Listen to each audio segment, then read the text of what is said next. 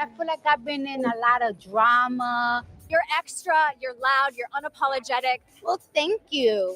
Nicki Minaj versus Cardi B. Two rap queens back at war, hurling insults over lyrics, album sales, Cardi's babies, some barbecue ribs, even Barney the dinosaur. This sounds exciting. So, who's the drama? Oh my God. That's a great question. Well, it takes two to tango. Here's Nicki and Cardi's latest social media battle explained. Two. This time, it starts with Nicki. Oh, I get it. They painted me out to be the bad guy. On Monday, she shared this now deleted dollar amount, $4.99. Why is that important? Well, it's the promotional price of Cardi's new album, Am I the Drama, on iTunes, which sold 200,000 album equivalent units in the first week. Oh, snappity snap snap. If you did my numbers, y'all will pop champagne. Nicki then clowns Cardi's so-called basic verses, calling her Barney Dangerous and mocking her new hit Magnet. A, B, C, D, E, F, G, these can me. Yeah, Cardi raps the alphabet, so Nicki does too, with her own twist, labeling the Grammy winner a barefoot and smelly liar with a big belly. Remember, Cardi's currently expecting baby number 4. Well, yes, I am. I'm having a baby with my boyfriend, Stefan Diggs. Of course, who don't want that? You know what I'm saying? Duh. Still with us? Because this is where Cardi comes in with a picture of her dinner. Like, oh, I got a whole lot of to talk about. Yeah, she says, I was really baking ribs and making blondie brownies, and here come this bothering me on a damn Monday. Her comeback? Well, Cardi roasts cocaine Barbie for allegedly scrambling her reproductive eggs with painkillers before the birth of her son. She even calls out Nicki's brother, who was convicted of child rape in 2017. Oh, shoot, wait a minute. And finally, Cardi brings it all back to where it started, the new album. She blasts Nicki for even bringing it up, adding, quote, "You need to compare yourself to your peers that started around your time. I was in high school when you came out. What the is you comparing yourself to me for?" That's just not me. I'm a grown woman too, you know. So as a grown woman, I feel like I should do and say what I want. This isn't the first time Nicki and Cardi have feuded publicly. In 2018, it came to blows when an ET eyewitness saw Cardi throw her shoe at Nicki during a party at New York Fashion Week. You already know we back, bro. We back, y'all. We live. We are live. Listen, Cardi B blast Nicki Minaj over the album sales. This caused the stir. It's most definitely caused a big stir online. We already see that we're dealing with that, as well as Diddy in big trouble on sentencing on October 3rd. Is Diddy in big trouble when it comes to sentencing time on October 3rd, which is Friday? That's another big thing that we're dealing with. Salute to everybody in the building. You already know the vibe. We here. We rocking out. I'm going to go into a quick little breakdown. I read the victim impact statements yesterday from Diddy, and we still got the government's memorandum. You know what I mean? That's 100 and I think like the pages I've downloaded is 189 pages to the sentencing memorandum, and that's what the government is trying to push for Diddy. You know what I mean? And we understand that the government is trying to push for 11 years.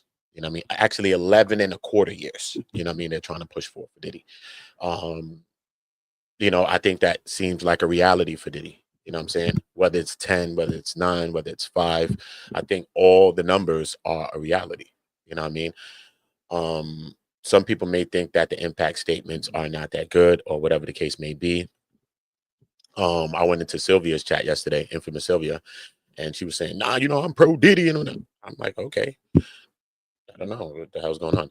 But all I'm saying is based on the victim impact statements, and I think that based on the impact statements, I think that everybody that spoke, whether Cassie, be it Mia, be it Deontay Nash, or anybody else that spoke on it, I think that they spoke in a way, whether they wrote this or not, whether they got help writing this or not, it was written in a way that had more vitriol, had more than when they were at the trial. Honestly, and I'm being totally honest. You know what I mean?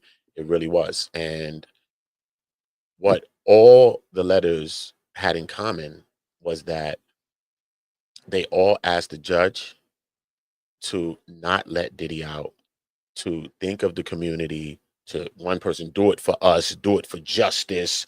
Everybody was ending all of their victim impact statements with those type of things. So that's putting a lot of pressure on Judge Iran. You know what I mean? I really feel that he's under a lot of pressure, you know what I mean, from the very beginning of this trial. This is a very, very big case, regardless of the fact whether you think on this side or that side, this is a big case. And that man right there, he has a job on his hands right now. You know what I mean? Because now we understand that maybe some people from the past has not been charged with this, and if they were, they didn't get that much time. So we understand that as well. But I think that he has to set a precedent. I think that that's how he feels. I think he feels that he has to set a precedent with this case. I think that he's under a lot of pressure. We already understand who pays his bills, not Diddy, him. You know what I'm saying? Come on, bro. And throughout this whole thing, it seems that he's been siding more with the prosecution. You know what I'm saying? The defense have been pushing for stuff. He has been denying everything. You know what I mean? Diddy is guilty of 2 counts, regardless of the fact if you think whatever, he's guilty of 2 counts. We understand that these 2 counts can run 10 and 10, whether concurrent or consecutive. And yeah, man, I'm just really looking forward to see what the hell's going to happen come sentencing day. But you know what I mean? Cardi B. Cardi B and Nicki going in it, man. I don't be knowing too much, man. I be seeing what's going on and shit like that. So I'm gonna tap into one of my sources, and she gonna understand it, explain it to me. You know what I'm saying? She gonna explain it to us. So let me screen share this. Gotta tap into my source, homie. You know what I'm saying? Gotta tap into my guns, bruh. You know what I mean? So shout out to my girl Nick at night. You already know the vibes. Okay, stop playing with me. And I'm gonna have Nick on the channel. Me and Nick gonna be doing some shit. It's dope. Watch your mouth. Thank you. Who is not a chaser? Know it. So yeah, let's get into Nick breakdown. Let's see what Nick talking about, because Nick know what the fuck going on. And Nick ain't never played. So look, let's get to that. Things are turning up on X between Nicki Minaj and Cardi B. Now, there has been some subliminals since Cardi B's announcement of her Am I the Drama hitting the stores, the stats of what her album sales were, if she was going to outsell Nicki Minaj, and so on and so forth. Now, the day that the numbers came out about how many sales Cardi B made first week, Nicki Minaj started to basically subtweet to let people know that nobody has taken her title. So the album stats came through, and it looks like she made about 200,000 sales first week. Now, up until her album coming out, there was a lot of shit talking from Cardi B. There was a lot of talking about how she was going to outsell all of the girls. Now, she didn't name Nicki Minaj outright and say, I'm going to outsell Nicki, but she made an implication on several occasions that she was going to outsell Nicki. Now that her sales have come out, Cardi B is kind of pulling back and trying to play like, oh, well, I never said that I was going to outsell you. Like, why you on my body? And it's like, let's be honest. Both of you guys are in competition with each other. Cardi B is in competition with Nicki Minaj, and Nicki Minaj is in competition with Cardi B. Now, there are several other rap girls, but a lot of rap girls are not making it in their kind of caliber. Nicki Minaj has a cult-like following called the Barbs, and in her cult of her fan base, she can do no wrong. A lot of the stuff that she does, they uphold it, they make excuses for it, and they think that it's okay. Same with Cardi. She has a cult-like following called Barty Gang, and a lot of her fans make excuses for her. They think that she can do no wrong, and they uplift her. One thing that they both have in common is that they are ambiguous looking women. Now, Cardi B is not black, no matter how many times she tries to throw Afro-Caribbean in there. She's not black to me. However, she is a person that appeals to a diverse crowd. She tells y'all that she's Afro, whatever, so that she can say the N-word and y'all can feel like she's one of the girls. And she gets support from Black women, Hispanic women, and all different types of women. Now, Nicki Minaj, I would say, is a Black woman, but she also has, similar to Cardi B, that ambiguous appeal and that ambiguous look that appeals to all people. She appeals to the LGBT. She appeals to Black, white, yellow, Asian, Hispanic. Like, she appeals to all. And because they have this ambiguous look, they're able to get away with a lot, but they also are able to get a lot of support without holding them accountable for a lot of the things that they have. So therefore, they are the two top females that get put against each other, because unfortunately, the other girls that have any more melanin in them, or even light skin, not ambiguous, or anybody that is darker shade or whatever, even though they may have a. First of all, shout out to Neek. Neek going into some, you know what I mean? I came for the, she breaking the shit down, phenotype and all type of shit. So shout out to Neek, because Neek just went to the next place. But yeah, man, when we think about Cardi and Nicki, man, you know what I'm saying? We understand with this album as well that a couple of records was put back on this, which was supposed to certify it platinum. I expected it to even sell more. We understood that. I know Nicki's laughing. You know what I mean? I'm gonna tell you the truth. I know Nicki's laughing because the things that Cardi was doing to promote it, she was on trains, she was out there. This is why the promotion that she was doing was pretty smart, bro. I'm not even gonna hold you. She was out there getting to it. We already seen Cardi speak about even her past albums, even like during the trial, her last recent trial, when she was talking about, you know what I mean, when she was pregnant at the time of her first album, she didn't want this to like mess up her career. And you just see how she thinks about her career and how she feels about her album. Look, it took her how many years to drop this album? And you can see how hard she was going out, pushing it. She was on trains, man. She was outside. She was coming up with different kinds of ways to promote, which I think she opened people's eyes and people's minds how to promote some music. I think that she went to a next little level, straight up. A lot of people was not doing that. She was, I'm telling you, especially when she popped up on the train and all that type of stuff, selling the CDs, and she was out there like with physical copies, doing a couple of things that was viral with actual physical copies and things like that. See what I'm saying? Like she's selling CDs. So I think that whole thing was a good thing. And she was even pushing CDs, the vinyls and the CDs as well, not just the digital streams. She was actually pushing for real hard copy sales. So maybe she sells the 200, who knows? But how many of that can she sell that's hard copies? In a day like today, we don't buy hard copy nothings no more. To buy a hard copy something, it'd have to be like a relic, like that kind of an album. Let's say like a great artist from back in the days coming to drop an album right now. So you want to have it and you buy it like a souvenir type thing, you know what I mean? And you keep it. See what I'm saying? Yeah, you got the album, but you're going to keep the album because it's like a, you know what I mean?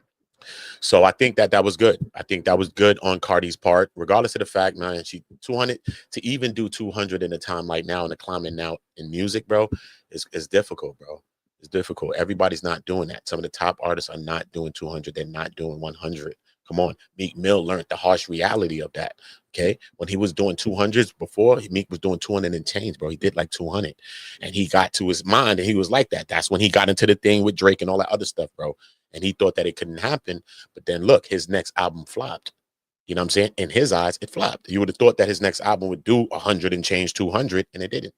See what I'm saying? Which led to academic beefing with him. So we understand that it's hard to maintain that type of trajectory, especially in this industry, especially now when music is faster. There's so many artists coming out, younger artists coming out. There's a lot going on. So for me, it's shout out to Cardi and Nicki to be still relevant right now. You know what I'm saying? Nicki for real, because Nicki's still relevant, but she needs to do more music and shit like that. But Nicki always finds a way to keep herself relevant. She always finds a way to keep herself in conversations on some podcast, Joe Buttons or something. She just have a knack for that, regardless if she's doing music or not. See what I'm saying? Cardi been out the way. And this is what we're dealing with now. You know, but shout out to the both of them, man. You know what I'm saying? I don't really pin them both against each other. You know what I'm saying?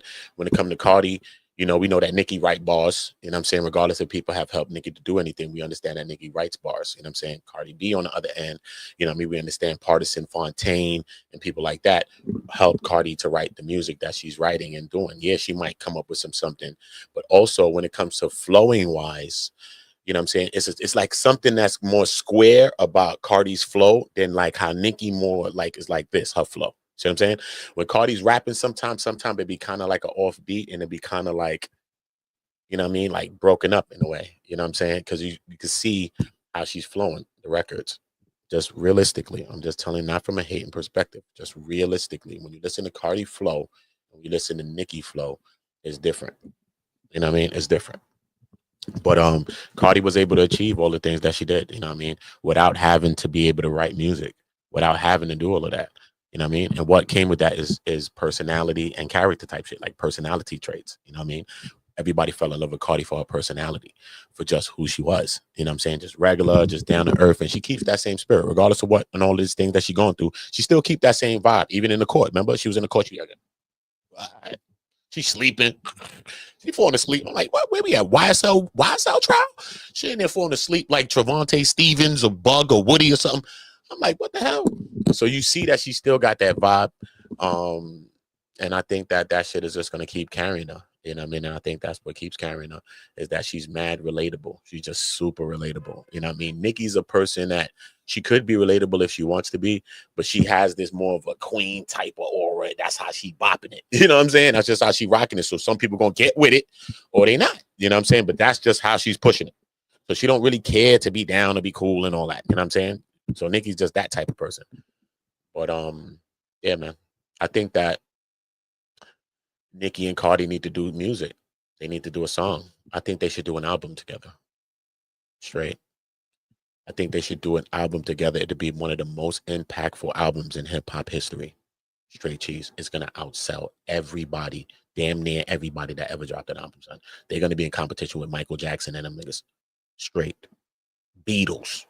Straight.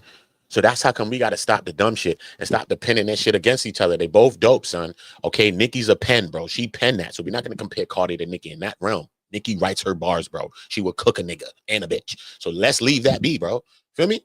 But to be able to take something and make it, bro, come on, bro. You can't even run that fast. This person's the big runner. They give you the baton and you run with it. Come on, bro. Cardi ran with the baton, son.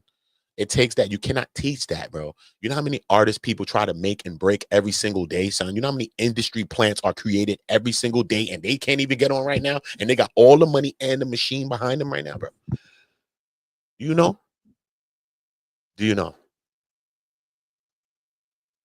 Think about that. So it takes a lot to do what Cardi is doing, son. Wherever the fuck she at. It takes a lot to do what Cardi's doing. I'm going to tell you, son. Straight up. She has a talent. The other things is her talent. It don't matter if she could write or not. Just like great artists. Some artists that we know never wrote a song, bro. But you love the hell out of them. It's not about them person wrote it there. But let them sing that shit, though. Don't care who's going to sing the song like her. Nobody. Who's going to sing the song like him? Nobody. So it don't matter. We don't care. With some artists, we don't care if they write or not. Feel me?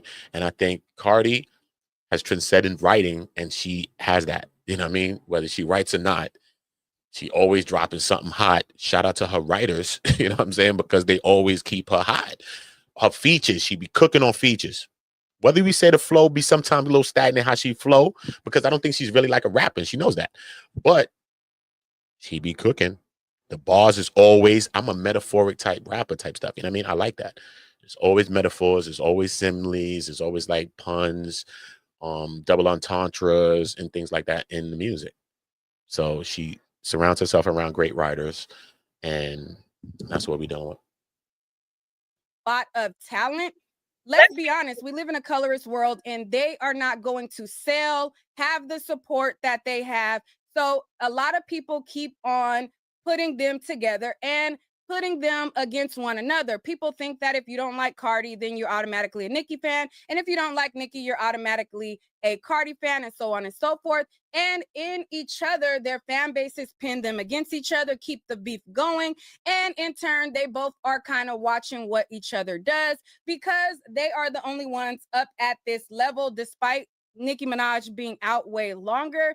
They are the ones that are kind of up here at this particular level, constantly being put out. So I say all that to say, Cardi B just put out an album. She did really well in putting out her album. She had an album rollout. She was doing meet and greets. She dissed some rappers. She built up some buzz. And even before the album came out, she was throwing shade, saying that she was going to outsell the girls. Now, Nicki Minaj, like I said, once she came out with her album sales, or once her album sales was reported, Nicki Minaj was kind of like popping her collar, like, yeah, bitch, you my son type of vibe, to which Cardi B ignored yesterday, but today I guess she had time. All right. So being that Nicki Minaj continued to poke the bear and share that child, that ain't nothing. Wait for my album. My album come out next year. A lot of people got to talking about, how Nicki Minaj possibly was going to diss Cardi come next year on her album because Nicki Minaj revealed that her first track on her album is going to be labeled The Straw That Broke the Camel's Back. So she implies that she is going to be giving all of the rap girls a lashing and just kind of really rubbing it in people's face. Now, a lot of the Barbs felt like, oh yeah, she's the rap supreme. Nobody can beat her lyrically, and they were anticipating her album. While other people looked at her using this moment to shade Cardi B and to show that she was on top. A lot of people viewed it as a sign of weakness. They thought that she looked bitter because it's apparent that you have these stats. And a lot of people that are legends or icons, they don't have to constantly rub their stats in people's face because they are an icon. It is what it is. I'm an icon, you're not. And so a lot of people felt like it didn't have to go with her saying that, oh, I out rap you, because people already knew that. And they felt like that was what her fan base was for. So there was the Barbs who was happy that she was speaking out because they wanted to hear what she has to say on her album, and people were excited that she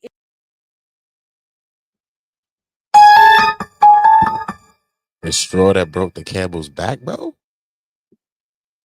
Son, that album's gonna be crazy, bro. I don't care if you like Nicki or not, bro. That shit's gonna be crazy. Trust me. Trust me. Trust me, bro. That shit's gonna be crazy. And Nicki got a vengeance to prove, and she got ammunition this time, bro. It's not even about you liking Nicki or Cardi with this, bro. Straight. Let's leave that be, bro. I don't care what side. I like them both, son. I don't care. I love them both. I'm from New York. They from New York. I don't care. But look, my nigga, listen to me right now, son. That album, son, is gonna be so crazy. It's a shame. First of all, and she got beef for Jay-Z. Yo, bro, she's gonna be cooking on Jay-Z. She's gonna be cooking on the rap chicks. She's gonna be cooking with a couple of other people, probably Joe Budden. I don't know if she healed it up with him. She's gonna be cooking on mad people. So she got a lot of ammunition, bro. You need that as an artist. You need that ammunition, bro.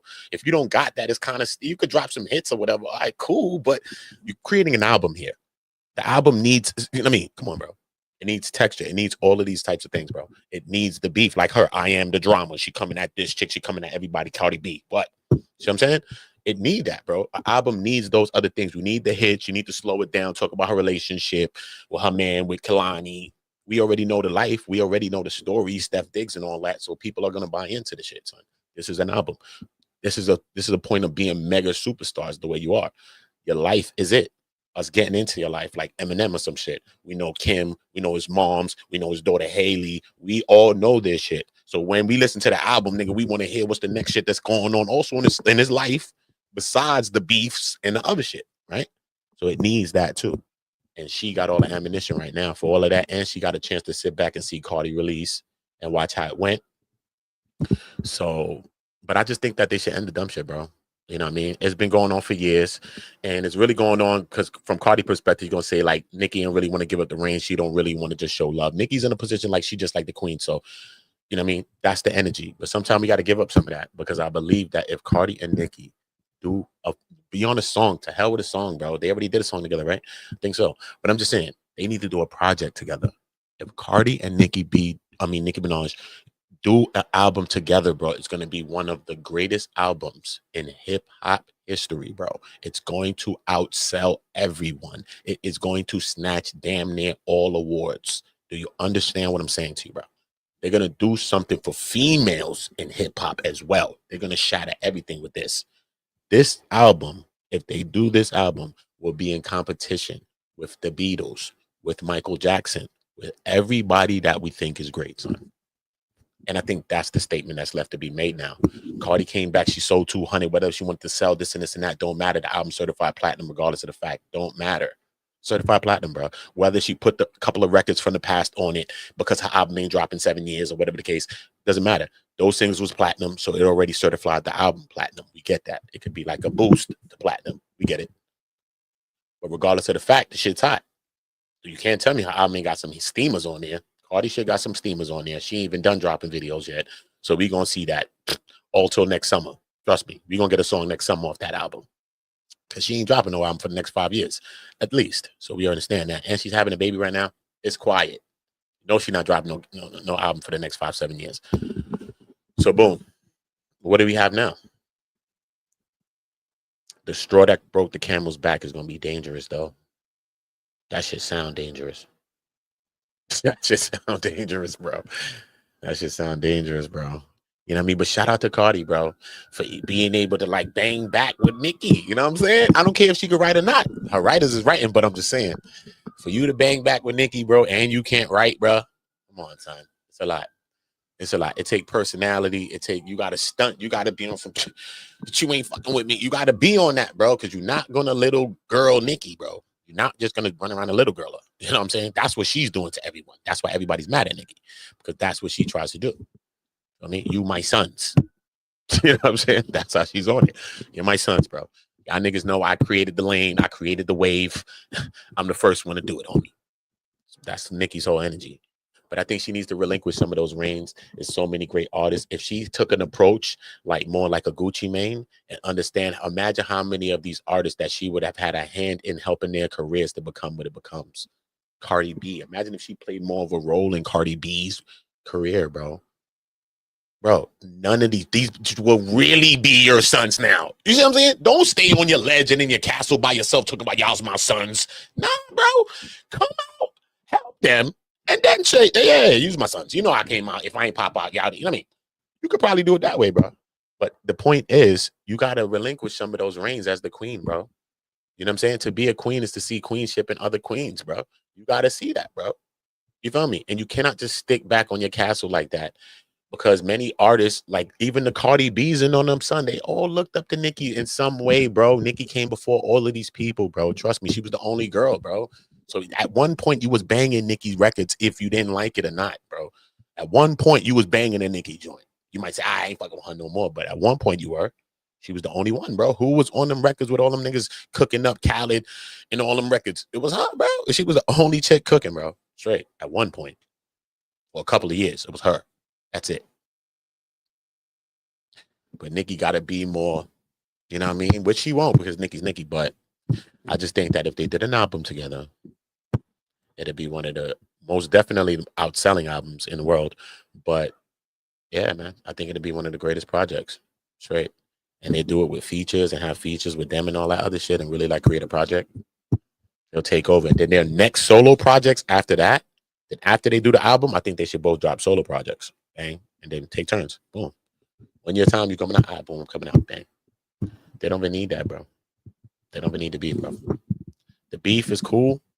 Do we think we need the beef to sell it? But you really don't, son. What you're gonna have is a merger between the Body Gang and a merger between the Bodies. That's powerful. That's impactful, bro. You know the Cardi Gang is for Cardi. Them niggas is outside. You know the Barbies is outside for Nicki, bro. It don't matter. Like Nick just said, whether wrong or right, they're gonna defend them regardless, whether wrong or right. So imagine if you bring that together, bro. They about to be doing $1 million in a week, bro. Every time, $1 million in a week, $2 million in a week. That's what they're gonna be doing. Crazy numbers like that, bro. Just make sure the album got your hits, and you're gonna be cooking on whoever else you're cooking on. They don't have to cook on each other, bro. It may be corny, but I'm telling you. Yeah, we're gonna wait for the next album though. We're gonna wait for that straw that broke the camel's back. We most definitely gonna wait for that. Yeah though. I don't know though. Diddy is in a pickle, bro. Boy, Diddy's in a pickle. He's in a bad one. Hold on, let me see. So my man is thinking, bro. This is what's going on with your boy Diddy, bro. This is what's happening with your man Diddy, bro. Pyrus and Crips all getting along, bro. This is what's going on with your man Diddy, bro. Who allegedly was running the city. Okay. Let me zoom out so you can see that a little better. Okay. This is the sentencing memorandum. This is This number right here. Let me highlight it. Make it come back to the screen so y'all can see it highlighted. Do y'all see that highlighted? I hope you do. Okay, that's 189 pages. These people, which is the government I'm talking about, are not playing. Okay, good. They went back to break this whole damn thing down. But we're going to read a little bit just to see what it's about. Right? They said throughout this case, and over the course of a 7-week trial, this court has seen extensive evidence demonstrating the defendant's criminal conduct perpetrated across more than a decade. At trial, the defendant disputed that the government had made out particular elements of the charged federal offenses, but he largely conceded his conduct, the violence, domestic abuse, drug use, distribution, and bribery. The defendant will not be punished for any crimes of which he was acquitted, of course, but punishment for his crimes of conviction must take into account the manner in which he committed them. And this is how they use the things that you were acquitted of against you come sentencing, and that's called relevant conduct. Okay, for that same reason is why they're going to bring the things that you was alleged against you. They're going to bring it back here now. This is why they just explained that. Okay, his crimes of convictions are serious and have warranted sentences over 10 years in multiple cases for defendants who, like Sean Combs, engaged in violence and put others in fear. Consistent with those cases and based on corroborated evidence presented at trial, this court should impose a sentence of no less than 135 months. Okay, Diddy in his cell right now, like, oh no, you can't be serious. That is some bullshit right there. Diddy, like, yo, that is some bull. Okay, they swinging for 135 months now. Okay, at first they were saying the basic standard was like 50 something, 60 something months. That's it. That was like, but now they're trying to double that, and they're trying to double that for the fact to say, listen to me.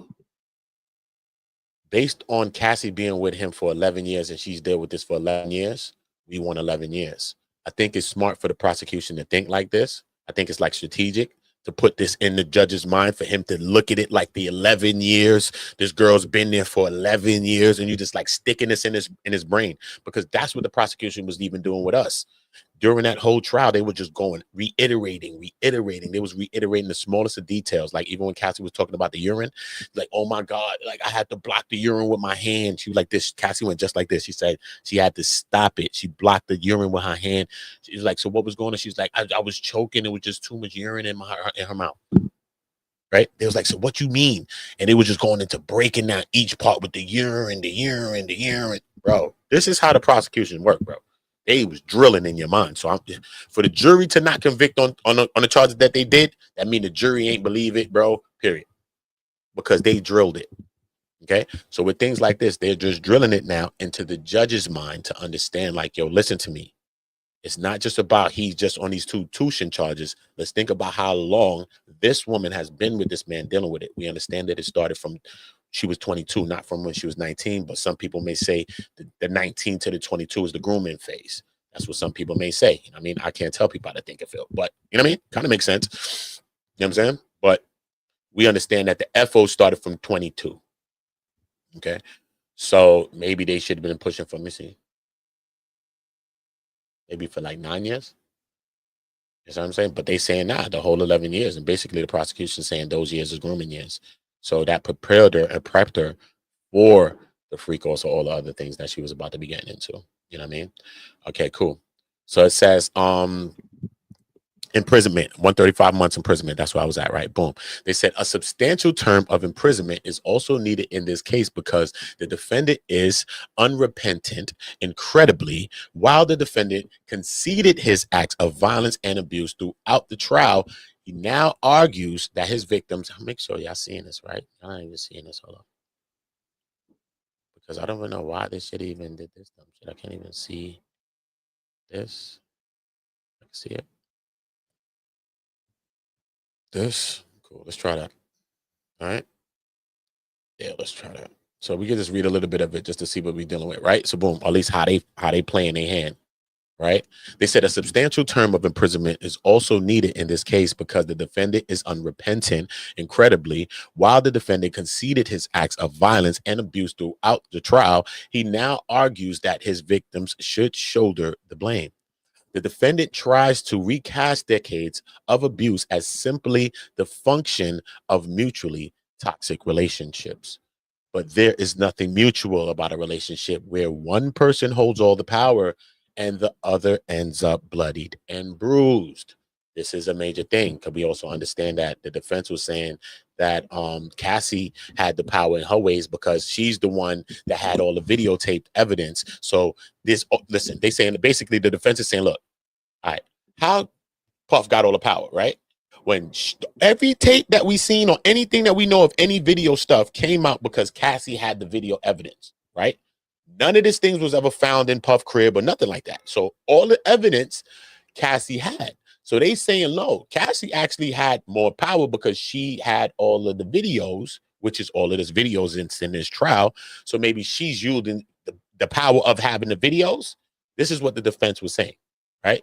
But now look what the prosecution comes back to battle them with. See what I'm saying? So you got to understand that's what's still going on. So everything that happened in the trial is still happening, right?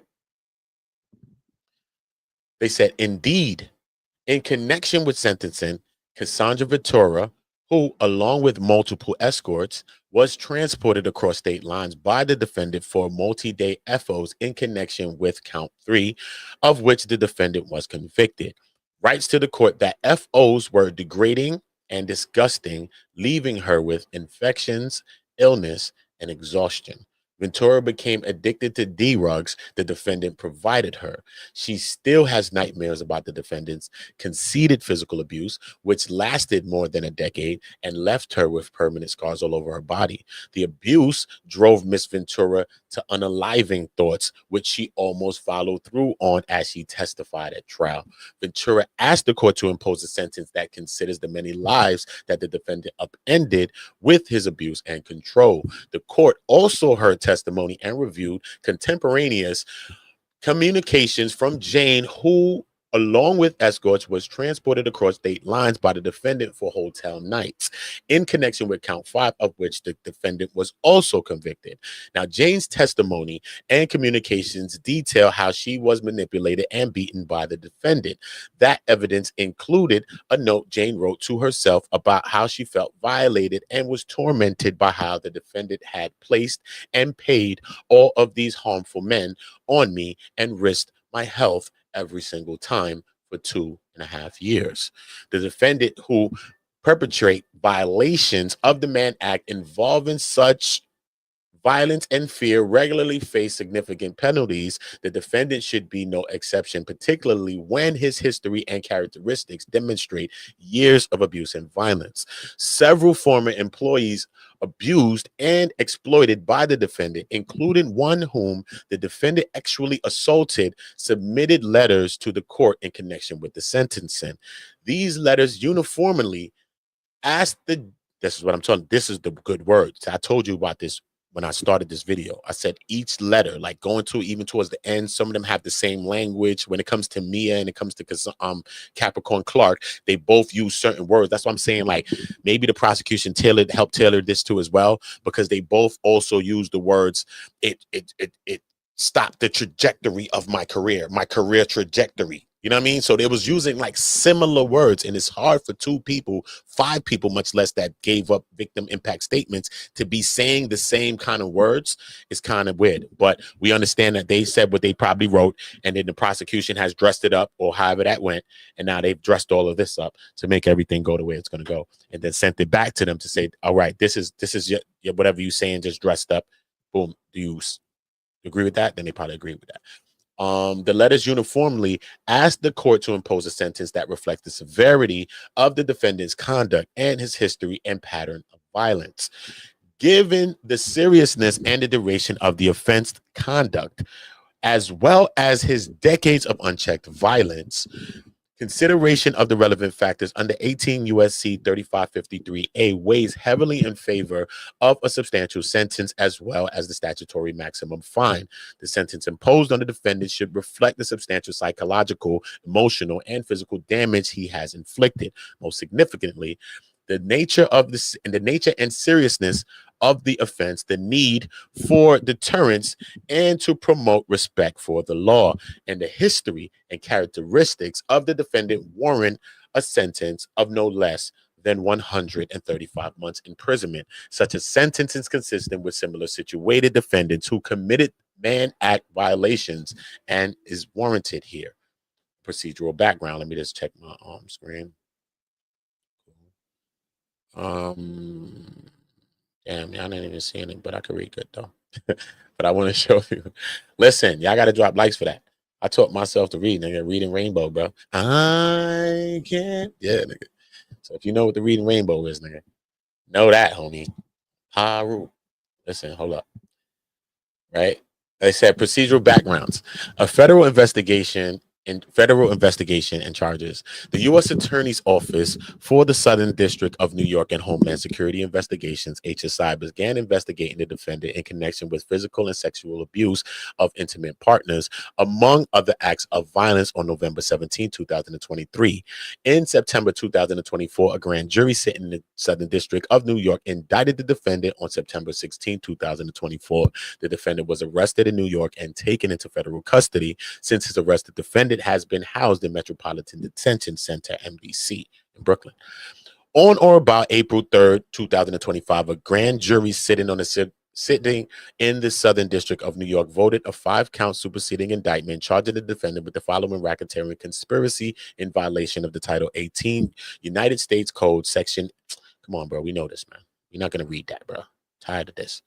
Okay, let's see what this is talking about. The defendant pretrial bail hearings. Let's see what this is about. The defendant was arraigned on September 17th. Pretrial bail hearings. We don't want to know that's pretrial, bro. Let me just see if there's anything in here that we want to see. The judge appealed that Judge Tarnofsky decision to the Judge Carter, to whom the case was then assigned in a bail hearing. Judge Carter proceeded on September 18, 2024, a lengthy argument. Judge Carter denied the defendant bail, finding that the defendant was a danger regarding obstructing of justice and witness tampering, and that the defendant posed a danger to the safety of others in the community. Okay. So he had his detention, his bail renewal. Pass all of that, bro. Trial. We understand the trial. Let's go through the trial. Hold up.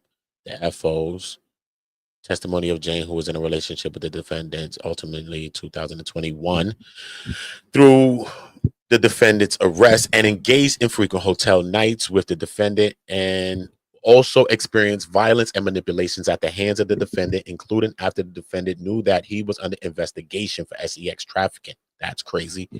This line is crazy. This line right here is crazy. Through the defendant's arrest, and engage in frequent hotel nights with the defendant, and also experience violation and manipulation at the hands of the defendant, including after the defendant knew that he was under investigation for sex trafficking. That's crazy. The testimony of multiple other individuals who experienced violence at the hand of the defendant. Testimony of former employees. We understand that. We got photos, offense conduct. Okay, let's go here. Beginning in April 2009, the defendant paid dozens of male commercial sex workers to have sex with Ventura and Jane hundreds of times.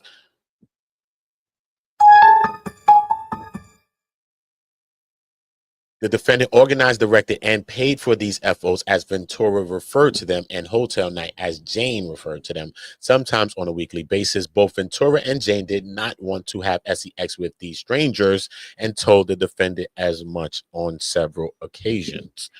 This is a hard one, though, because we can understand that maybe they did want to do that, especially Jane. Jane was dealing with the whole other dude. We know who he is.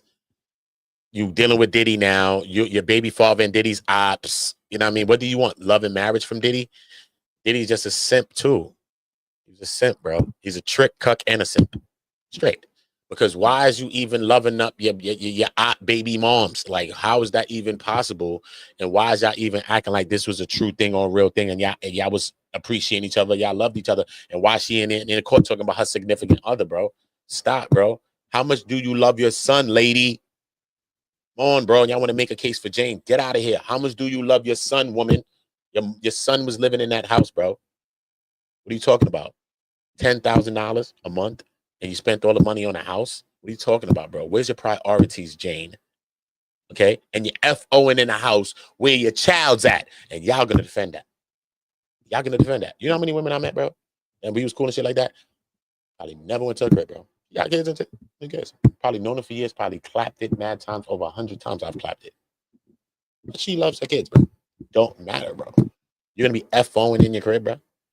Multiple men in your crib. Where your kid at? What type of timing is that? And you dealing with your baby father's op. So again, how much do you love your kid that you're dealing with your baby father's op? And you act like you in love with the nigga. What? Stop it. There's many fish in this sea, bro. Stop being fools to me, bro. Jane? When it comes to Cassie, you can say whatever. But Jane? I'm telling you, bro, she's a grown-ass woman, and I'm done with that. I'm done with that. I'm done with that. You know that you wanted a baller. You know that after dealing with who you was dealing with, you had to go for either one or two people, Jay-Z or Diddy, and you know the truth, and you're not getting Hove. So ease up, sister. You're not getting Hove. So we understand. We understand. But again, Diddy's a simp. Diddy's a trick. Diddy's a cuck. Because he put himself in that position. Right? Because he could have FO'd and all that and left her alone. Bye. Right? Imagine how much it broke Diddy heart that he was sitting in that court and she was in there testifying and talking about, they said, Jane, what do you see on the screen? What you bought Diddy? What did you buy for his birthday? Oh, I bought him a TV that wheels around the room and stuff like that. So why did you buy him this TV? I bought it so that it could suffice instead of the escort. We could just watch back my movies and stuff like that. And maybe we could just make love because I seen that that's what was getting them off, basically. You know what I mean? All right, cool, Jane. I'm not knocking Jane for thinking that. Whatever. Cool. All right. So, Jane, when you looked at the videos, did you watch them back? She said, yes. Did you see yourself? Yes, I just saw myself. Okay, Jane. So what did you see when you saw yourself? All I saw was this repeated pattern, just this pattern going over and over. And Imagine Diddy was in the court like this. Still paying the rent, you know. Paying for lawyers and all that, you know that. Paying for lawyers and all that, you know. Hey, what up? Paying for lawyers and all that, bro. Think about this. Still to the day. You making money. Did he even help the lady to create her own business and all that, which she bragged about in the court like she was making money and she was making about 50,000 or whatever the hell she was making. So all right now. So why do you need Diddy's measly $10,000, bro, which is $333 a day? Why do you need $330 a day? Why do you need $333 a day that bad? When she's a beautiful woman, she could get a man that's a street nigga, a regular businessman, a regular working man to give her $333 a day. That's a fact, son. Regular dude to give her 10 grand. That you who, baby moms? Whole list, come. A regular guy. Whole list, come. Nigga probably worked for garbage, saved up his whole life. Whole list. See what I mean? So what are we talking about here, bro? What are we talking about? She's there because she wanted to be there, bro. She's there because she wanted to be there. Jane, I'm talking about. Cassie, you can say whatever. Oh, nah, she groomed it. All right, cool. But when it comes to Jane, I've been on my ledge, bro. I don't care what you say. I don't care. She was grown. She know the deal. She didn't even want to go get her own bag. She's getting her own money, and you still want this? Like, what? And you didn't even want more money. That's why I'm tight with Jane, too. Bro, you got a whole kid, bro. You spent the whole $10,000 on the apartment in the crib. Why? The rent, the whole thing is for on the $10,000. So she never got the $10,000 that she bargained for when it came up with the love contract, bro. You bargained. You got him on the heels right now. He's about to come up with an agreement with you. Yo, man, I'm tired of what I was doing. I was wrong. You know what I'm saying? We need more love. You know what I'm saying? We need more love. I'm going to come up with a love contract. That's what Diddy told her. All right, cool. So that means she got Diddy like this at the moment. Love contract. Cool. What's that? Yo, what's your allowance? I'm going to pay you every month. Cool. She threw a number out there. Regular number, you know. This how cheap Diddy is. Billionaire, supposedly. Look, bro. This how cheap Diddy is. Diddy's partly in there because he's cheap. Bro, look. She throws a number out there. 20 grand. Diddy like, hell no. Diddy like, hell no. She like, all right, cool. 15 grand. He like, no, sir. No, it's a no can do. Diddy said it's a no can do, bro. I'm like, How does a love contract? And I'm trying to tell you what I want, and you ain't give me what I want, bro. This is weird. But before she even fluff up, the woman could do that. Nah, you know what? I'm done. Like, fuck out of here. You want to talk about this? Ain't no love. Blah, blah, blah. She didn't even do that. Fluff like a woman fluff. Nah, nigga, you gonna give me more, right? She didn't even do that. She says 10. He like, all right, cool. Get we go with 10. Bruh, she didn't even haggle the price, homie. How you don't haggle Diddy? You got a billionaire on the fish. You got a billionaire on the reels, homie. Feel me? Diddy telling you he gonna give you the love contract, homie. And that's all you come up with 10,000. You couldn't haggle that price. Diddy wants you to do an FO, bro, every week. You know how much Diddy would pay for an FO? He loved that shit so much that you were supposed to be getting rich off FOs. FO should have been your business, fool. What's wrong with you then? You was doing them, so what are we doing then? No, sir. You're going to be paying me 10K a FO. What are you talking about? Not 10K a month. 10K an FO. That's 40K a month, lady. Regardless. That's every day. You know how hard Diddy would have been hustling? Diddy would have been jerking people on contracts and all types of shit, bro, to get that money up for the methos, bro. I'm telling you, bro. Where you gonna find it? Yes, mad people to do it, but he wants who he wants to do them. Trust me. And Jane had more power than she even knew. Even Cassie, she had more power than she even knew, son. Trust me, son. But Diddy was just crazy, though. The other shit with Diddy, that's why I say with Cassie, you got to leave because there's a lot more. Cassie went through a lot of years of violence. She went through mad shit. Jane didn't go through what she went through. The defense said that Jane had one instance of violence with Diddy. That's it. So they making it seem they lumped her in with Cassie just now, like they had all this violence, but they only mentioned one episode of violence, which they say that Jane initiated the violence by, I think, slamming Diddy head on a counter or some shit, or throwing something. And I think Diddy wilded out after that, though. Diddy beat her up, though. But I think they said the defense, they're going to say that, I mean, she initiated, but that's how women be, you know what I mean? So just because a woman just hit you, though, that don't mean you got to go off the handles and just fucking kill her. I mean, so we get it. So Diddy's super violent, and that's partly the reason of why he was even in that whole trial. Majorly the whole reason why. It's less about FOs and more about his violence. And his violence is what's going to come to bite him. Just the violence, bro. Not the FOs, the violence, bro. Trust me. Much. So I don't know about this one. Both Cassie and Jane did not want to have sex with these kids. No, they did. They did. Maybe in different circumstances, maybe without the abuse when it comes to Cassie, maybe putting on condoms, because Jane was like, yo, let's wear condoms too as well, besides Cassie. But we know for a fact Jane was like, yo, bro, because that's what I'm saying. Come on, bro. They did go through a lot. Even Jane too, bro. Even Jane too. So I'm not going to say that she didn't. She did, bro. Because, you know what I mean? She even went as far as to getting two guys that was corn stars to say, boom. Because remember, corn stars get tested all the time. So Jane went as far to get corn stars, suggesting, yo, bro, can we bring these two guys in or whatever, like two corn star type dudes, and like try to like vet them with Diddy, you know what I'm saying? But I don't know if Diddy went for whatever the case may be, because she know that they'll be clean, so they'll be having the raw sex, you know what I'm saying? Unprotected sex. So we did see Jane do that. So we did. Hold up, let me go back to Jane. So we damn sure did see Jane do that. So I can't lie on that. But it's just that she was old enough, man. And she was dead, bro. And you just ain't have no good intention for Diddy, and Diddy ain't have no good intention for you. So why y'all dragging it like y'all was in some loving thing that y'all was having? Y'all was not in nothing loving, bro.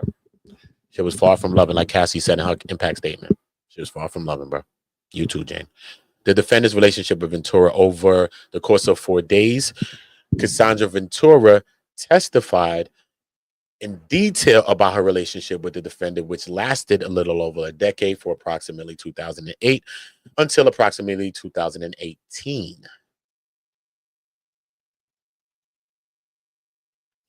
To 2018.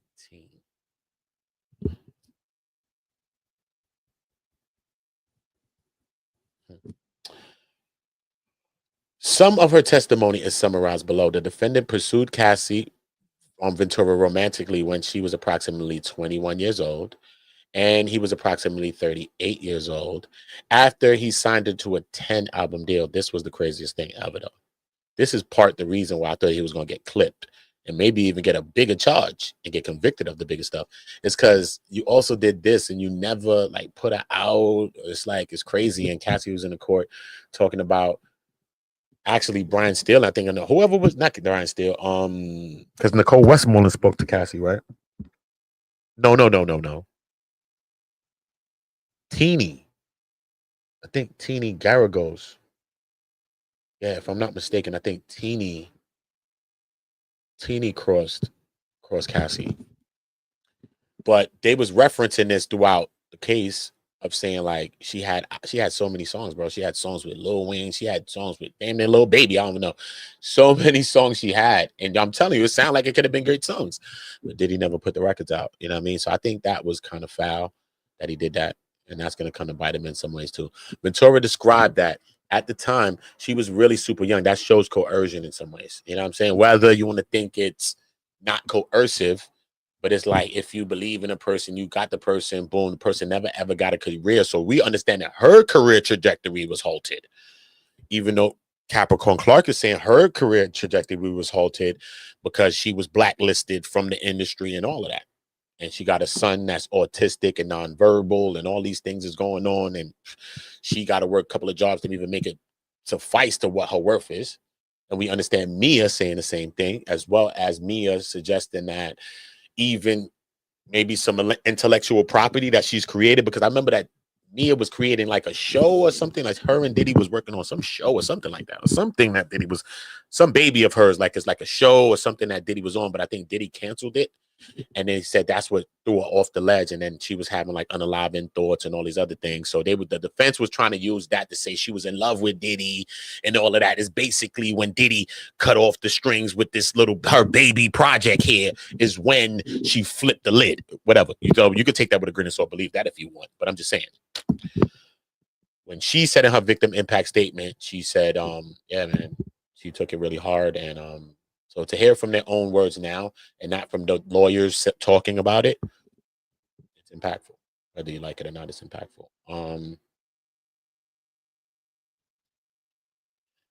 Yep, let me see. Unannounced and let himself in. Right? The paid Ventura Apartments and frequently came over unannounced and let himself in often violent fits of rage. Yep, he did this. Cassie even said at one point she had a knife stuck in the door, just in case. She had a knife just like stuck in the back and just in the door, just in case he came through and barged in. She just stuck the shit right through the door. Bang. So it was right in the door. So like once he opened the door, it'd be a knife like sticking in the door. Just in case she needed access to a knife or a weapon, bro. She stuck a knife in the door. That shit was crazy when I heard that one. My bathroom is broken. He has my keys, so I'm leaving. I do not feel safe. 3 of my doors are now broken. He came through busting down the crib. He did all of that. Yeah, he did all of that. He texted crazy. He texted all the time too. He did. He did. He damn sure did.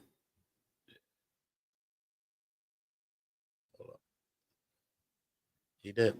Let's see what else he did. What Combs did to Cassie on a videotape is indefensible. That right there is going to kill him. It's going to hurt him right here, right? Okay.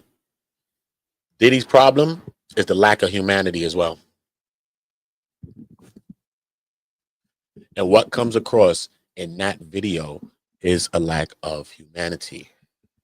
You feel me? You just got to talk it straight, bro. You know what I'm saying? I have no side in this case, bro. You feel me? It's not like I was on the trial. So we just got to talk it straight and talk it what it is. Okay? Straight. Diddy was foul, bro. Diddy was dead wrong, bro. Nobody gonna say he was not, nigga. He was dead wrong. Nobody can defend Diddy for what Diddy's done, bro. Nobody can, bro. Okay? That's how come Diddy's defense team and Diddy himself should be coming up with more accountability stuff and talking about how you're going to change it and how you plan on making these changes. Not just you're going to be in therapy, not just you're going to be talking to some counselors, not just those things. You know what I'm saying? You got to be talking detailed about this and taking some ownership of at least the things that you have been convicted of, bro. You've been convicted of them. Listen, you got to understand, bro, whether you think you're innocent of a crime or you're not, bro, okay? when you've been convicted now, you've been convicted. You got to change gears now. You have to change gears now. All right. When you caught up in certain things, you got to show some kind of accountability in the court now. You see what I'm saying? Whether you think it's wrong or right, bro. You think it's wrong or right, bro. Because that's going to impact your sentencing. Not just Diddy, anybody, bro. Especially if you there for domestic stuff and you there for like this type of stuff and being abusive and coercing and all that of women and all this stuff, bro. Especially even anytime in court with women and all that, you're not looking good. But especially nowadays in the era we in the Me Too and all that, bro, it's not looking good for you. You go in that court, son, with some bravado and acting like you ain't sorry to family and sorry to their mother and sorry to this and sorry to that, bro. What are you talking about, bro? That's what the defense is supposed to be talking about. Listen, man, regardless of the fact, Sean Combs is ultimately, and all the other big words you want to put in there, sorry not only to Cassie Ventura, but to her parents, her family, the children, for even having to go relive this now that she even had to come to court with all of this. Okay? Straight up. Really like taking ownership. Yeah, at the time, maybe I felt like it was consensual. A lot of it was. But this trial has got me to see that some of my actions may have been out of pocket. You know what I'm saying? But I did love her. I do love her. I did love Jane. You know what I'm saying? And I did. But maybe my love was skewed. Maybe my vision was blurred. Maybe you know what I'm saying? Maybe the reality of it, or how I was living in my lifestyle and all of these different things, maybe the D-rugs and all of these types of things, not making excuses, but just keeping it real. Just keeping it real, bro. Just regular, no story, no doctored up speech, just keeping the shit real, bro. Straight, bro. And that's all I think Diddy should have really been doing, bro. Since he was denied bail, son. That's it, son. They should have changed gears, bro. Straight. This is what we gonna do, man. Boom. Straight. This is what Sean Combs wanted to say for real. Because the last thing we heard him say was when he got up and spoke in court. And he was like, yo, judge, yo, listen, I want to say that you're doing an amazing job. And then the judge was trying to speak, and then Diddy was trying to say something. I was like, Diddy, don't stink it up, Diddy. Don't say no more. And the judge was like saying something, and then Diddy stopped, was like, "Get judge." And the judge was like, "Yeah, speak." He was like, "Nah, I just want to say that, you know what I mean? He was doing a great job, da da da da." And you know what I'm saying, da da da. Some shit he said, whatever Diddy said. So that's the last time we heard Diddy speak. Before that, when was the last time we heard Diddy speak before that? When he came out and did the apology speech on Instagram or TikTok, wherever he was. Remember at first he was acting like he was denying it, and then he came out with the sad face, like, "Yo, man, you know what I'm saying? I was in the dark place," or whatever the case may be. Yes or no? So that's the last time we heard Diddy speak, bro. You understand that? We heard him deny it. And then we heard him undeny it because he had no choice. Do you understand that? So now what he's supposed to be pushing out is something that's real now. You have to take accountability. First of all, you fronted at first. I know you a celebrity. I understand you. Ain't nobody going to keep. Who's pleading guilty to some charges? Ain't nobody trying to go to jail, plead guilty to no charge. But I'm trying to show you, bro. You've already done that. That's on record. See what I'm saying? So you're not taking any accountability, Diddy. Bro, you bugging, bro. You see what I'm saying? That should have been the whole thing. It should have been the whole play. Whether he believed it or not. Listen, man, regardless of the fact, you know what I'm saying? Boom, boom, boom. You know what I'm saying? I didn't feel like I was guilty of a RICO or this and this and that. You know what I mean? But maybe me seeing this, you know what I'm saying? Yeah, I mean, maybe I am guilty of this. These two counts. You know what I'm saying? You are. If you did this, then they put it like that. Because you don't need people to corroborate this charge that he's charged with. All you need is receipts and records to prove this. The flight, the hotel, the this, the that, the phone records, whatever, Cassie, whatever, bro. That can prove that count, bro. You don't need people to come and testify really for that. It just corroborates it and just sticks it. But I'm just saying, those counts are really proven through phone records and receipts. So basically, you're guilty of them, right? Don't argue with it. Fuck it. I felt like he was going to get convicted of those two anyway. I said that on Daily Mail. I said that on my interview on the news. It's on Shade Room. They asked me for my take on it, and I wasn't really going to give a verdict, but I said, you know what? That's my girl too, Saren. So you know what? I'm going to do that. And I gave her a take, and I told her that day. You know what I mean? I say no to the RICO. I don't think they'll convict on that. I say no to the trafficking. I don't think they'll convict on that. But I just think it's hard for him to get away from the interstate tuition charges. And the prosecution was smart, even though they were kind of fooled how they charged it, because they overcharged it, and that's why they failed in some ways with the case. But they was also smart how they charged it, which they charged them with 2 counts of one thing, 2 counts of one thing, and one thing. So if he got convicted of 1 trafficking, he'd have got convicted of 2. So if he got convicted of 1, which I knew most likely he'd get convicted of 1 tuition of Cassie, I don't know if the jury would have believed that he did the same to Jane. Maybe Jane's older, maybe Jane's more, you know what I mean? But they did. And the same thing that's going to make you guilty of the first count is going to make you guilty of the second count. So it doesn't matter if the circumstances may vary and they're kind of different. Did you do it or not? Yeah, you did. So you could talk more about, you know what I'm saying, about that, about not wanting to be that, about not wanting to do that, about your daughters, how you're raising 4 daughters or something like that. And you don't want that type of image to be long lasting or the lasting image on your daughters. And, you know what I'm saying, you discussed it with yourself that you was living in such of a manner, whether you want to go home and live in this manner again, bro. Because we're not perfect. Sometimes we lie to ourselves. Sometimes we say we're not going to do something. Yo, I'm not going to be with her no more. I'm not going to be with him no more. And you're still with them. Like, we do shit, right? No one's perfect, right? But it starts from a thought, bro. Everything starts from a thought. And those are the kind of thoughts that Diddy needs to be getting out. Just being honest, bro. The lack thereof is going to come to hurt him in the end. We've already seen his defense team show signs of bravado. They might not have meant to come across as bravado, but everybody wants attention and light. And Mark Agnifilo did an interview with Jerika Duncan from CBS News. Shout out to my girl, Jerika Duncan. And Nicole Westmoreland did a conversation with, who was it? Was it CNN? I think it was CNN, if I'm not mistaken. I can't remember. But on both of those, Nicole Westmoreland said they was in talk with Trump's, which I think that was foul and that was wrong for her to do. She had to walk back those statements. Mark Agnifilo to Jerika Duncan on CBS News said that in a talk with Diddy, because, you know, he say he goes to his cell, he talks with Diddy, wherever in jail or whatever. He said in his talk with Diddy, Diddy told him that he can't wait or he plans to be in on the Madison Square Garden big stage again. Like, what? What type of shit is that to say, bro? Straight up. Oh, no, you can't be serious. That is some bullshit right there. I swear to God, son, that was the most fool thing I ever heard, son. When I heard Mark is a smart man, bro. Nicole, she was looking for the light. That's why she was talking too much. She should have never answered no questions about TRUMP. Are you dumb or you stupid? What? Don't do that. Let that shit swirl. Let him, Trump, speak if he want to speak, but don't throw that out there. Relax. Even if y'all in talks. What are you talking about? What are you talking about? The judge looking like, word? All right, cool. So y'all want to get a pardon, huh? All right, cool. So tell him pardon this then. How about the judge just rock you and say pardon that? Since y'all playing like you still acting like you above the law is what I'm trying to show you, bro. What do you mean you gonna be on MSG? What do you mean you in a conversation with Trump? What do you mean, bro? This man, this man, bro, sitting back looking at all of these things, bro. What are you talking about, bro? What are you talking about, bro? It's forcing the man hand, bro. It's forcing the man hand. Trust me, son. You got to be on some low, humble shit right now, son. What are you talking about? Humble, low. I know they was pushing for his bail.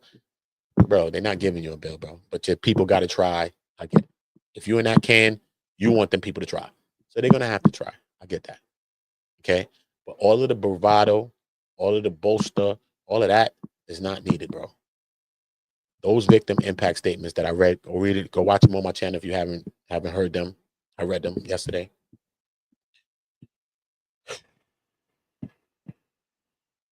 You know what I mean? Cassie's saying, because the way the defense described the relationship was this love, what do you call it? Romantic love, like some shit. And Cassie was like, it was not that or no love or loving. You know what I mean? She was like, it was like horrible and horrific. You know what I mean? That's how Cassie spoke about it in the impact statement. Deontay Nash went on to be like, yo, man, listen to me, man. This man don't need to be out. This man trying to get away with his things. He think he bigger than the program and all of that stuff. He ain't changed his ways. He ain't taking no accountability. Capricorn Clark went to speak to, like, she knows him so well and she's worked with him for so many years and all the stuff that she's been through and all of that, and saying that him being released is not going to help him. He needs more time to be away from his life. Only him being away from his life, his lifestyle, and the D-rugs and all of that for a period of time is the only thing that's going to save his life. That's what Capricorn Clark said in her statement. Okay, so there was some uniformity to the statements, bro. So whether you say, them statements don't mean nothing, who the hell is dumb gonna say that, bro? Them statements ain't shit. What? You've never been in a trial for your own. What the fuck are you talking about? Statements don't mean nothing when it's victim statements. What are you talking about, bro? You sound like a plumb fool, bro. Straight, son. So whoever said that to me yesterday, don't say it again. Because it just don't make no sense. It doesn't make no sense, bro. What are you talking about, bro? Cassie's the main victim in this case, bro. He's been convicted of one of the charges of her. What are you talking about? You don't think what she says matters? Whether you believe in Capricorn or anybody else, you don't think what she's saying matters. Then they even had Chef Jordan. The prosecution is playing in a dirty way, though. Because they put Chef Jordan's impact statement in there, but her thing is old. It looks like it's from the beginning of the trial, maybe the first words that they got from her. And that's what they have, and they threw it in there as an impact statement. Where was you at, Chef Jordan? Why did you pop out? If you really believed you were the victim or you believed in the victims, like you said, you watched Cassie be victimized and all these things, why you ain't pop out? Why you ain't pop out? Although everybody on the back end got an underlying ching thought in their mind. So we got to think about that. We're not going to say people ain't victims because they ain't called cops. Can't say it because some people don't call cops for multitudes of reasons. And they call feds or they don't call exercise for whatever reason. But we understand that everybody called civil lawyers. Everybody called a civil lawyer, even if they didn't call nothing else. So money is always a motive as well. You have to think about that. Money is a big motivator. You know what I'm saying? And yeah, man, I think it's just Diddy was cheap as well. I think he was cheap, son. I think he was cheap. Yeah. My question to y'all is this, right? After you was done with Cassie, right? Okay, remember, this is my question to anybody that's watching me right now. Straight up. Use Diddy, not you Diddy. Pause, bro, because you're not Diddy. You know what I'm saying? But you know what I'm saying, homie. Yeah, listen, we're gonna put you in a situation with Diddy, right? And you got Cassie, all right? But look, y'all went through this relationship, how y'all went through it. Okay? All right. Now you're at the end of it. And at the end of the relationship, right? She now cheats, I guess, on you and deals with the guy that you hired as the workout exercise guy, whatever the case. So now she's with the guy that you know what I mean? So you probably gonna be tight, whatever about it, obviously, right? That was your shorty for how many years, regardless if you felt you was doing wrong or right to a person, you always gonna act like you ain't did no wrong. Everybody blames somebody else and everybody wants their cake and eat it too, right? Exactly. So, right, boom. So now she's cheated on you, whatever. But remember, you done been doing all this. You done freaked over with her for every day. How much shit was you doing? You done abused her. How much shit you done did, bro? So even if she done Kid Cudi or these couple niggas, whatever happened. You know what I mean? Or maybe she ran off with the nigga. We done anyway. Now she ran off with Alex Fines or whatever the case may be. Boom. So now you and Diddy roll now. Cool. So now Cassie's leaving and Cassie goes back to her mom's crib. Remember, I think she's pregnant, got a baby. So she's back at her mom's crib in the basement, wherever she's at, with her kid and her man. Okay? Listen to me now. Listen to me very clearly now. Okay? If you're Diddy, do you A, don't give them shit. Don't give a fuck about her. You was cheating with this nigga. The help. Right? B, possibly give her a little change. You know what I'm saying? To say, listen, man, go ahead, bro. You know what I'm saying? Because 9 times out of 10, she really love you, and she's probably still going to come back like women sometimes do. She got a nigga, but she's going to come back. Stop. And we living in a lifestyle. Alex can't achieve this thing that we've been achieving. What Cassie said was domestic violence is the issue. She wanted to do some of the stuff that she was doing for him because that's how much she loved him. Sometimes you love a person so much you will do things, bro. But you know what was the problem? The damn violence, bro. You want to beat me. You want to do all this other crazy stuff for what damn reason, bro? Like, stop. She's doing all of this, bro. She's doing it on menstruals. She's doing it on STDs. I mean, whatever the hell she's doing it. Whatever. You know what I'm saying? What else do you want from her? It's the violence, though, which was her big complaint, Cassie. Okay. Do you give her some change? Do you not give her no change? Right? Do you go on like nothing ever happened? And that's the option B. You go on like nothing ever happened, You making songs still talking about get in your bag, stay in your bag. Gee, on my love, I guess I gotta move on. Is you gonna do this? Because that's option C, homie. Because that's what they did. Because when you listen to that song, trust me, he's talking all about Cassie. I tried to give it all to you, baby. Brand new Mercedes, a newborn baby. Yeah. But you told me that you love too. But I told you that you love too lazy. Nigga said you love too lazy. I'm looking at it at the song the first time, you know. I just heard the song. And I'm like, get in your bag. All right, cool. I'm at the trial and Diddy like, yo, finish strong. And he wants you to stay up throughout the whole duration of the FO, which is 3 days or 4 days at max. So when he's saying you love too lazy, what does he mean by this now? So think about this now. Is this his own psyche? Because in this song, it's like he never did no wrong. And he's also saying the dude that you with is only with you because you was with me. So tell him stop reaching. Yeah. Yeah, bro. Yes. My man sang that part. And he was with me and because not reaching. Yeah. Come on, bro. And he said the nigga that you with is only with you because you was with me. So tell him stop reaching, homie. I'm mad, jealous of me. You know what I'm saying? He said, I'm sorry, I'm petty, I'm all this other shit. But he understands that. But when you listen to the record, you understand his psyche, you understand his mindset. Okay? You done been with the woman for 11 years. Okay? When you in a relationship, bro, you know how much shit you're going to promise people? Bro, we make promises during a relationship, bro. Don't matter if it's over, it's over, it's over. But son, promises, bro. Yo, bro, don't worry about nothing. Even if we break up, son, you're going to be good. Remember, we up. We not living our broke life. We up. It's rich life. The fuck? And I had you as an artist and all, like, you even get your career, so you know he like, yo, listen, regardless of anything, you know you're going to be good. Don't tell me Diddy ain't never tell her this. Of course he told her this, bro. It's a relationship. You telling Shorty that right now, and you probably ain't got no money. Think about it. Think smart. We do this, bro. That's the type of shit they're going to say is fraud, and now going to give you a goddamn RICO charge now because you done defrauded the lady. She flew out to you. You done promised her something. You didn't do it. Now you in a FRICO. This is what they're trying to do. But think about it. She's back at her house with her husband to be, a baby, in her mom's crib, feeling like shit. Now understanding she has to live out really what she's been hiding from her mom the whole time, really, really in full. Now they really getting into the full because this is her mother, Spanish lady too. She want to know the truth now that it's out. So now they understand and know that she's dealing with all of that. At the same time, they sitting there festering about you. Her man is there festering about you. Like, what, son? Da-da-da. Let's sue this nigga. Da-da-da. Da-da-da. What else could be there for you, fool? What else? You done got away with highway robbery or murders. What are you talking about? What else could be there for you? Right? Imagine Diddy was like this. You know what? Listen, it's all good. You moving on, get in your bag, stay in your bag. Really, like the song saying, and be it. Don't sing the shit. Be it, nigga. Imagine he actually did that. It's like, you know what? Hold this. Get in your bag, stay in your bag. Do your thing. I mean, get about your mom's crib and all that other shit. Just do you, bang. You know what I'm saying? Give him a couple of million. Nobody took a couple of million. Not even that serious. He could have gave him like 2 mil.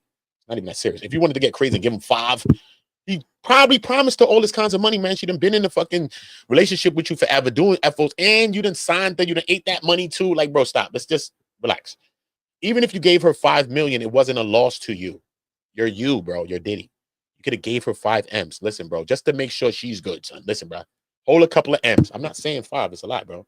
But I'm just saying he could, bro. You done promised her all this money. Think about it. If he gave her 5 mil, she'd have been chilling. She'd have never said shit. Hold this. Get your crib. Do what you got to do. Bless your parents and all that. You know, I'm sorry about allegedly extorting your moms and shit. You know what I mean? She about to go put a mortgage down on the house to give me $20,000 or some dumb shit. I'm sorry for all of that shit. It's all good, bro. Just do you. Trust me, son. Alex would have did some shit one day and she would have flew right back to that nigga. Gangster, bro. She'd have flew right back to him, son. Trust me, son. She'd have been in a position. He would have released her from her contract. That's what he should have did. It. Just released her from her contract. Gave her a couple of M's and said, go ahead and do your thing. Because you done made money from her, bro. And you done FO'd her every week. 52 fucking weeks in a year, bro. What the hell are we talking about here, bro? Let's be honest, bro. So that's what I'm saying. The humanity level of it all is what's going to come back to burn Diddy, bro. That's the humanity, bro. You know what I'm saying? You know what I mean? Them having to do it during UTIs, urinary tract infections. Still not stopping my party. She allegedly OD'd one day and woke up in the shower, Cassie, with allegedly Dave, who's cleaning Howard, the guy that's suing her now. And Diddy was looking over like this, looking like they seen a ghost. And she was right back in the FO right after that. She didn't go to the hospital. She didn't go nowhere. She went right back in the FO. So the humanity level, I think, is going to come to burn Diddy in this. You know, I don't know if he's going to get 11 years, though. You know, I think 11 is a lot for these charges, just for these charges. So to watch the prosecution flip script and go from like 5 years and change to push out for 11 years and to use it on the back of Cassie's relationship, which they say is for 11 years or so, to say that, Judge, look at the 11 years that this woman has been with this man. Think about the 11 years of her having to do the FOs and all these things. Think about the years of violence and abuse and all of these things that she had to go through for multiple years. So when we're thinking about these two charges, we're not just thinking about just the two charges. Let's think about the years of her escorting, going here, the males coming here, going there. I want you to look at how much ever years. I don't think it was 11 years that they was doing that, because she started and was introduced to it at 22. And Diddy started the relationship, I think, around 21, but Diddy had her around him since 19. See what I'm saying? But the relationship started at 21, which she allegedly, I think, cheated on Ryan Leslie and came up with a flyer to say that she was hosting a party in Miami, which there was no party in Miami. Diddy was on his boat. She went to meet Diddy on his boat, and that's the first time Diddy saddled her up, and she oiled up for Diddy. So not only did Cassie enter the relationship with Diddy cheating, she also left it too. Not to say she didn't have a right to be cheating, whatever. I don't know. People do what the fuck they want to do. I'm not saying. I'm not calling it whatever. I'm just saying, though. But she did. So don't act like she's some weakling. She started it cheating on Ryan Leslie, which was her man at the time. Okay, whatever. What? I know Ryan. All right, then. So, okay. Started it with Ryan. Fuck, I'll get Ryan on the screen. Tell me yourself, Ryan. Cut the shit, bro. Stop. Right? And then, at the end, cheated on Diddy with his exercise guy that he hired for her. She ended up marrying him. Shout out to them. Kudos, but I'm just saying. They just was in a toxic relationship. It was a lot. It was just a lot. You know what I mean? And Diddy should have been stopped this shit a long time ago. He got away with it up long enough, mad times. And he was at points that he wanted to stop it, allegedly. You know what I mean? When he said that he wanted to stop it, she said no. Cassie told him, no, I don't want to. I want to freak off for the rest of my life every day. She said she want to freak off like it's the first time for the rest of her life or some shit like that every day. She wants to do. When Diddy said, no, I don't want to do this no more, bro. How you got Diddy on the fence? You and God and Jesus got this nigga jumped right now because he's thinking of stopping it, even if he think he's faking. Why is he even thinking this? Because Diddy love oils. He love it too much.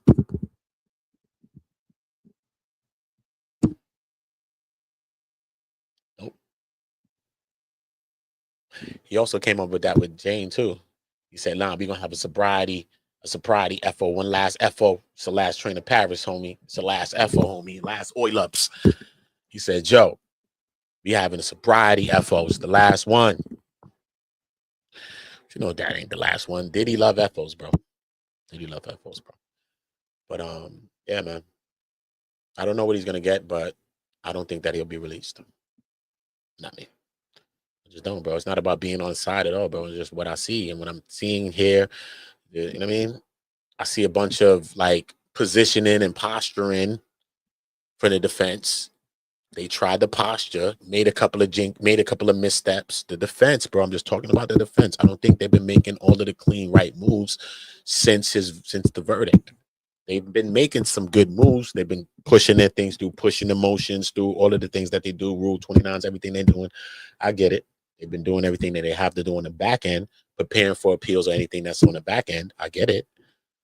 But I think more of who he is as a person right now, more of how this has changed him, more of how him, how he feels about not only towards the victims family, his own family. He's even victimized his family by them being in the court having to listen to this.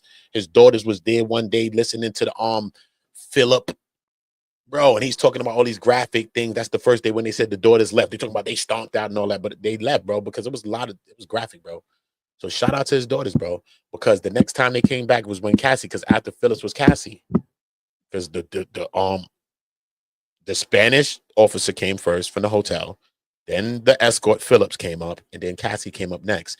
So I didn't know if the girls was going to come back then or what, because they didn't come back for a day or something. But then remember, Cassie came right up after that. Boom. And the girls was right back through there, and they stayed and they looked at the whole thing throughout all of it, and they listened to that testimony. So not only did he done victimize these people, he done victimize his own kids, bro. You know what I'm saying? Because they got to sit here and listen to that, and they cannot unhear or unsee what they see and unhear what they heard, bro. They cannot, bro. The violence is the this, the that. Come on, bro. The humanity, bro. Come on, son. Come on, bro. You stomping on her head, all type of shit all day, bro. Come on, son. Why, son? Because you was in a place one day. They in Philippe Towers or something like that. They're in a big restaurant that's in New York City or something like that. And all of their peoples is in there. Diddy must have been flirting with a chick that's in there. Cassie says she looked over there and saw it. And she just like this and was sipping her drink or whatever the case may be, because she was like at a table or something, whatever, on the side somewhere. She says that Diddy's guard or something must have saw her and told Diddy that she just did this. Like she saw him hollering at the girl and she just was like this or whatever. And at the end of the night, she said she went into the Escalade. Diddy was already in the car waiting for her. And then when she came into the Escalade, he just started beating her. Boom, boom, boom, boom. And, they got like the captain's seats in the Escalade. So the Escalade got like bucket seats. So it's like, like in the back of a truck, you got those row seats and the row seats. But, you know what I mean? You could update the truck to have bucket seats. So like that row behind the drivers and the passenger are single seats, kind of like the drivers and the passenger seat. So we can be, and they spin. So they're single seats, right? They got the two driver seats and then the two seats just like this. They're called buckets or captain's seats, right? And then behind that is the row. So in between that is like a middle gap. So between the driver's seat is a gap, and between y'all two is a gap now. And then you got the row, and then the next row, the third row behind it, because it's a big ass Escalade. It has the two rows of seats besides the two right there, right? So she said she was getting hit, and she ran under the seats and like scurried her body back up under the seat. Because remember, you could move because the two bucket seats, the captain seats. So in between them both, she's getting beat in between the both of them. She falls in between the middle of the two seats, and she pushes and scurries herself backwards underneath the two rows of seats to shield her face from being stepped on, because he was stepping on her face.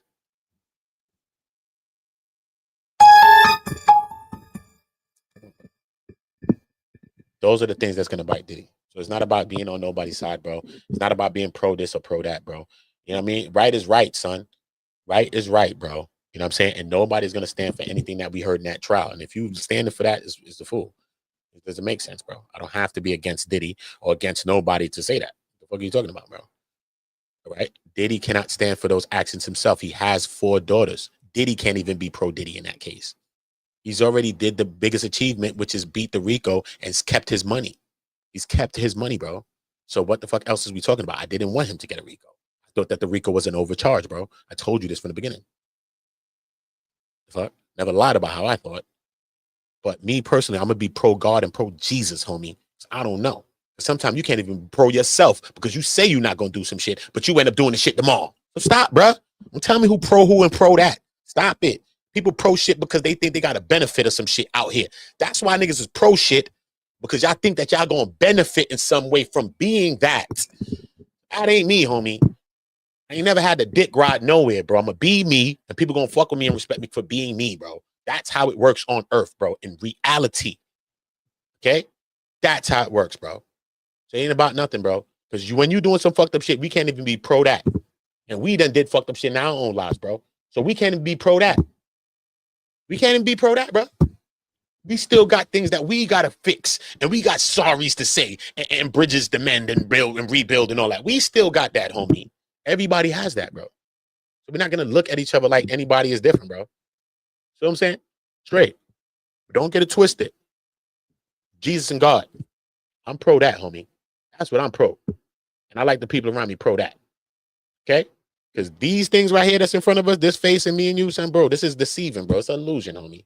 It's an illusion, bro. So nobody gonna run around and tell me they pro this and pro that. Stop. Stop. Stop. Okay? Because if ain't nobody had a benefit, nobody be pro nothing. Stop. Stop. People are sounding like politicians when they're supposed to be podcasters or YouTubers. Sounding like politicians now, homie. Calm it down now. Calm it down. Straight. Okay? Straight, bro. It is what it is. I kept my content the way I kept it during the trial. Don't matter. I spoke on both sides. Don't matter. Defense side, prosecution side. So what, son? Mom still love me. People still fuck with me. Everybody still rock me. Defense, prosecution. Don't matter, bro. Keep it down the middle. Keep this shit down the lines, bro. Just keep it real. It ain't that serious, bro. It ain't that serious. Trust me. It ain't that serious. This ain't our fight, bro. This ain't our fight. Ain't our fight. Okay? Diddy has some wrongs that he has to right. And we cannot baby Diddy. No one can be baby. You ain't babying each other. You got somebody you probably banging on online right now. You ain't trying to even rebuild that and heal that. And that person probably helped you. You probably helped that person. But you online arguing and banging on them. So stop, bro. What are you talking about? What are you talking about right now? Be honest and realistic. Be realistic. Diddy got a lot of healing to do. He has to help heal people, son, by saying some real shit, by taking accountability, bro. You got 4 daughters, Diddy. It's not, bro, you got 4 daughters, bro. Come on, bro. That shit was hurtful to see them there, bro. Having to listen to that. I was there, bro. I was there for 40 days, bro. I was there in the court, bro. That shit was hurtful to me, bro. To see them girls sit there, bro, and had to listen to that shit, bro. They cannot unhear those things, bro. As a father, as a parent, you try to keep your private life and your sex life and all that away from your children. Imagine this, bro. In detail, not the shit that the news was just saying. I mean, in detailed things of what was being said in court, bro. Come on, bro. He done partly made his kids a victim, bro, to that shit, bro. They had to sit there and listen to that shit. Straight, son. Diddy has to do better, bro. And his defense team needs to be talking about what he's planning to do to make it better and to be that better and to do that. What does that look like? If the Diddy's team start to talk more like that, or if they was talking more like that, maybe the judge would be feeling different, I think. But I just seen bravado and certain things from certain sides, bro. And it's more about the black and white. This is not about black and white no more. That was the charges. That was the trial. And I get it. That was the black and white. Right now, we got to get to the real pulse of this shit and the feeling, the emotions, the empathy, and all of that. That's what needs to be shining through right now, bro. And that's the only thing that's going to help Diddy. Besides his record, having no record, that's one of the biggest things that's helping him, because I don't even know if his lawyers is helping him as much now. His record is what's helping him, and him going to take accountability to say, yo, man, listen, man, I'm wrong for this and this and that. You know what I'm saying? Yeah, man, I did carry them for my own lifestyle. That's what I wanted to do. You know what I mean? That's what I like. That's what I got off with. You know what I'm saying? So, you know what I mean? Any woman that was around me at that time, that's how I was living. It was G-Rugs. It was the drug use. It was the lifestyle. It was this. It was that. But that's not the long-lasting impression I want to leave on my daughters, my children, my family, the world. You know what I'm saying? Anybody that ever loved me and all of that. You know what I'm saying? But I was living in a way I was, you know what I'm saying? I was violent. I was being like that. I did have jealousy and issues and all of these other things, and I wasn't getting treatment, and I wasn't doing this and this and that, and I did make promises and this and this and that. You know what I'm saying? Like, just keep it real, my nigga. Cassie already got her bag. If you don't want to talk about Jane, don't talk about her. But I think you should mention that too, because she's one of your charges, bro. So you got to speak towards her. But I think you should speak towards Cassie, bro, on a real level, because she already got her bag, bro. You just got to speak towards her on a real level, because one, you was in a whole relationship with her. So that's not like some chick you was just F-on with, some jump off. Jane was a shorty. You could consider her a jump off. But Cassie was his girl, son. So let's stop it. You want to call her CC, Cassie Combs, and all this other shit? That's what you're talking about. He gave her a ring in Moving On song. Of course he done bought her a ring. You done been with the one for how long? But this is a promise ring. Are the promises complete? No, obviously. And that's what Diddy got to do, bro. Straight, bro. Straight. You just got to keep it real, son. This is the place you at right now. Keep it real and say some real shit. He's sorry to her family, Regina, the moms. Sorry to everybody that had to watch this, the public having to see this on display, you know what I'm saying? Da da da da, you know what I'm saying? Listen to me, but you know, I'm gonna work back, you know what I'm saying? Hopefully that, you know what I mean? I don't know if I ever be able to be seen in everybody's eyes the way I once was, but you know, I know, you know what I mean, with God and with this and that, you know what I'm saying? I know that I can go about showing the change that I can also change, and I ain't perfect, you know what I'm saying? No one's perfect, you know what I'm saying? Even though I'm this, but you know what I do have? I do still have my money and things like that. And what I see now is that I could use that to help so many more people and so many other people in domestic violence and abuse. And then he could come up to be a beacon, not to be a beacon, because some people say, you ain't no damn representative of domestic violence, nigga. Look at you. Exactly. But what he can do as a discolored man is step up to say, look at me. I already seen the actions I made. Imagine how much artists he can help too as well, to say, look, son, don't be on this flying out, this and that, son. Trust me, son. This is crazy, son. You'll find yourself caught up. Look at me, son. I was being abusive. I was doing this. I was doing that. You know what I'm saying? Don't put your hands on nobody, da-da-da-da, son. Before you hit her, hit the door, son. You know what I'm saying? I done came up with the slogan, before you hit her, hit the door. That's right. You know what I'm saying? But gangster shit, though. You feel me? Real shit. Imagine how much young people might think to say, you know what, nigga, I ain't trying to get caught up like Diddy. Or, son, listen to that one. Never knows, huh? Never know. Because people learn from lived experiences. And we all seen that experience play out live in front of the world. So I think Diddy got to do, man. You got to, you know what I mean, help some more people, period, but most definitely these kind of men. So to not be domestically violent. You know what I mean? And be able to walk away sometimes instead of being violent, be able to walk away from it, or be able to choose option B or C or D, bro, and not move on that impulse and not do that. You know what I'm saying? And if you have done that, son, listen, everybody can change. Everybody can change. You know what I'm saying? But first we got to understand and admit I was wrong. Say, yeah, I was guilty of that too, son. I didn't put my hands on a woman's shit, whether wrong or right, whether I was drunk or not, bro. Regardless of what. No matter if you put a finger, bro, don't matter, bro. Don't matter, bro. You know what I'm saying? We could be better, bro. But we gotta admit it, so we can be better. So salute to y'all, and make sure y'all subscribing to the channel. Turn notification bells on and make sure you know. All my niggas from the Uda, all my niggas turn shooters. All my ops turn racks.